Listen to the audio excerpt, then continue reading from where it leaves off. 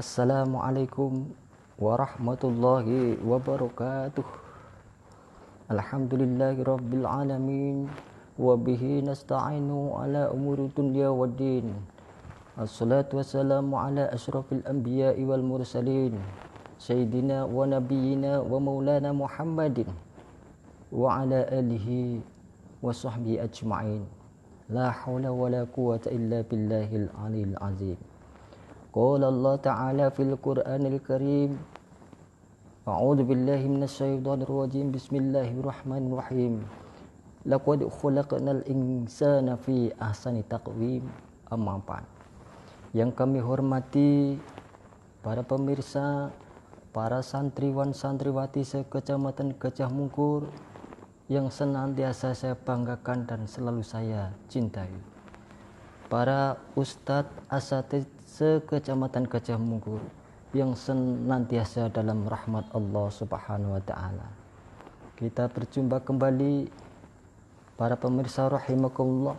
Pada kesempatan kali ini saya akan menyampaikan firman Allah Subhanahu wa taala surat At-Tin yang saya bacakan tadi, ayat yang ketiga. Bismillahirrahmanirrahim. Laqad khalaqnal insana fi ahsani taqwim. Ma'asyiral hadirin rahimakumullah.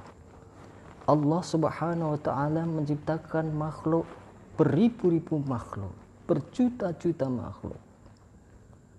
Coba kita lihat di kebun binatang, berjuta-juta makhluk, berjuta-juta binatang. Tetapi bandingkan dengan kita, lebih bagus mana? Tentunya lebih bagus kita. Kalau di Semarang mungkin bisa lihat di mana ada gua kreo, banyak binatang-binatang yang menyerupai kita. Tetapi bandingkan dengan kita, lebih bagus mana? Tentunya lebih bagus kita. Itulah ciptaan Allah Subhanahu wa taala berupa manusia. Ma'asyiral hadirin, lalu Allah Subhanahu wa taala menciptakan malaikat berupa makhluk malaikat yang diciptakan oleh Allah dari cahaya. Dari apa anak-anak? Dari cahaya. Malaikat dibekali dengan akal tetapi tidak dibekali dengan nafsu. Maka jangan heran orang usah gumun. Jangan heran kalau malaikat tidak pernah dosa, malaikat tidak pernah salah, karena mereka tidak bekali nafsu. Hanya dibekali akal. Bagaimana bisa dosa, bagaimana bisa salah? Karena malaikat tidak butuh material. Dikasih duit, diam aja. Ada wanita cantik, tidak pernah butuh. Itulah malaikat. Maka tidak istimewa kalau malaikat tidak pernah salah. Karena malaikat dibekali hanya akal, tetapi tidak dibekali dengan nafsu. Ada lagi ciptaan Allah Subhanahu wa taala makhluk berupa binatang. Sapi, kerbau, kambing. Tentunya kalau di perkotaan mikir sapi itu seperti apa. Tapi alhamdulillah semua akan kenal sapi. Bagaimana Allah Subhanahu wa taala menciptakan sapi. Sapi diciptakan oleh Allah, diberikan otak, tetapi tidak diberikan akal dan diberikan nafsu. Maka tidak heran kalau binatang berupa sapi, mereka tidak pernah mikir, tidak pernah berpikir. Begitu ada makanan di depannya, entah itu halal atau haram, langsung bat aja, makan saja. Itulah sapi. Bukan berarti mereka rakus, karena mereka tidak dibekali akal. Itulah sapi. Giliran kita, Allah Subhanahu wa taala menciptakan kita berupa hamba Allah yang sangat baik, sangat indah.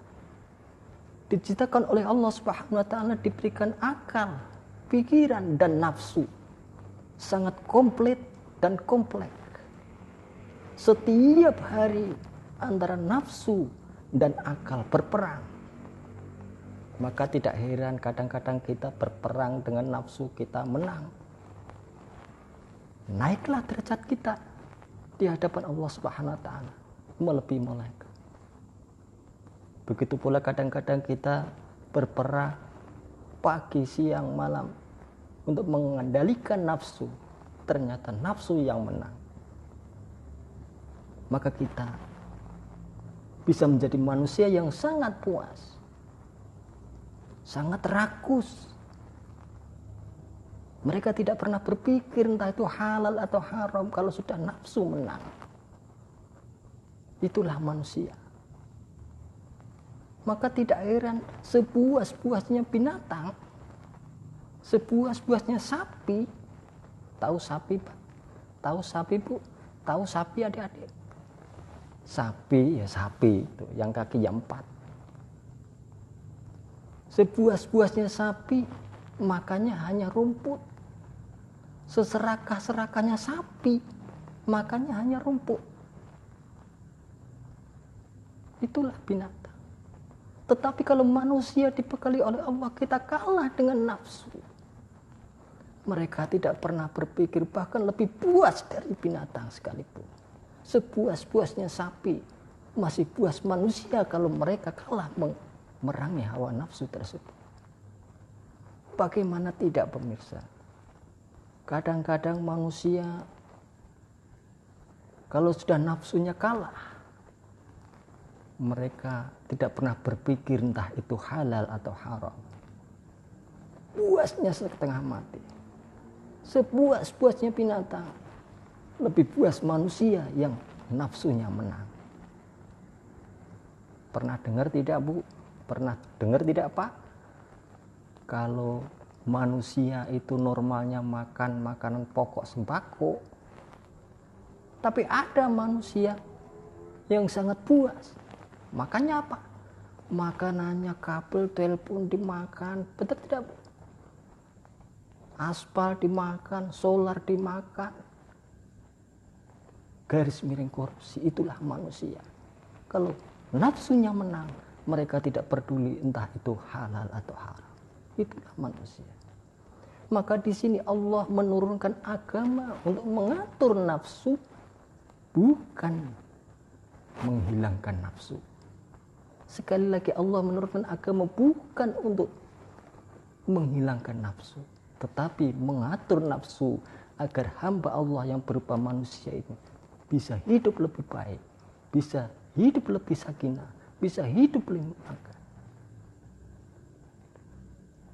Maka di situ diajarkan oleh Allah Subhanahu wa taala berupa akhlakul karimah